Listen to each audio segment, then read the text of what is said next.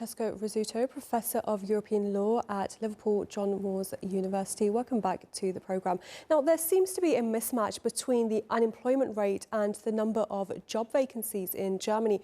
So what's been contributing to this contradiction? Well, that's a difficult question to answer. Obviously, the unemployment rate may have gone up because of the decline in demand for German exports. That can explain it a little bit. Then there are seasonal issues. I think the real problem is that Germany has an aging population.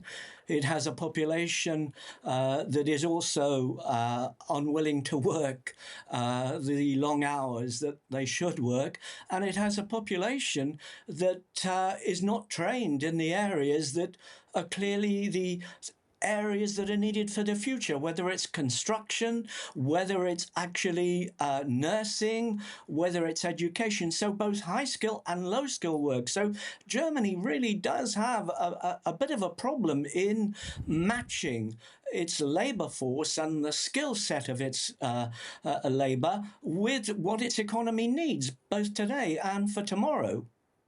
And the unemployment rate actually fell unexpectedly last month. Is that just a seasonal adjustment or a sign of improvement? Well, I think it's seasonal, really. I don't think Germany in recent years has had a problem with the unemployment rate, around 3.7% unemployed, which is actually quite low. It's quite a tight labour market. The real problem is that it's a tight labour market, but they still have significant problems in actually replacing people who are retiring, or they have a problem in actually matching the skill set needed for the new technologies and the new, if you like, post-industrial green technologies that are coming along. And Germany has long been Europe's economic backbone. How does its economic troubles reflect across the bloc? Well, I think Germany is, well, it used to be, and I think to a certain extent it still is, simply because of its size and economic power. It was the locomotive, really, of the European Union economy. If Germany is suffering and facing these problems, so is everybody else. Everybody has aging populations. Everybody has the need for skilled and semi-skilled migrants. But of course, there's if you like, a political problem that many parties on the far right don't want migrants, skilled or otherwise. So really, Germany is a picture of the rest of Europe with one or two exceptions. For example, Spain would be quite a good exception to the general rule. But in that sense, Germany is no exception to what is happening elsewhere in Europe. And obviously, just as Germany has to face these problems, accentuated, by the way, by the plans by Volkswagen and others to cut 50,000 jobs, to shut down for production plants in the face of Chinese competition. These are problems that everybody is having to face. And of course, we must remember that Mr. Trump has certainly accentuated some of these deep structural problems that Germany and other European economies face. And with the rise of artificial intelligence, how can the EU balance aggressive regulation with the urgent need to modernise the labour market?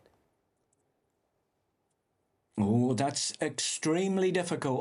What we're trying to do in the European Union and what the European Union rules try and do is to make sure that the development of AI is actually human-centric. In other words, that it doesn't just annihilate without educational and other transitions when AI comes along and basically replaces human jobs. But AI will also create jobs. So what we must not do in Europe is go down the route of the United States that clearly is allowing the providers and deployers of AI to do what they like, and then we'll suffer the consequences afterwards.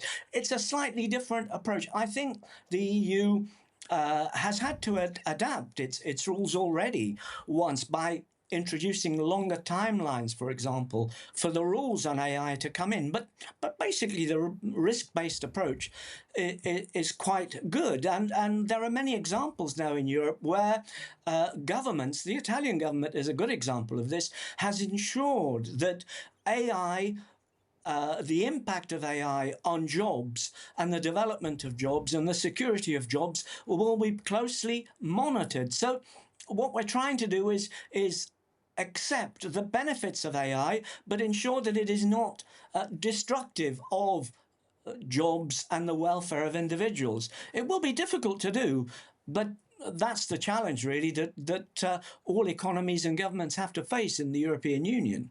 Professor Francesco Rizzuto in Liverpool, thank you very much for joining us.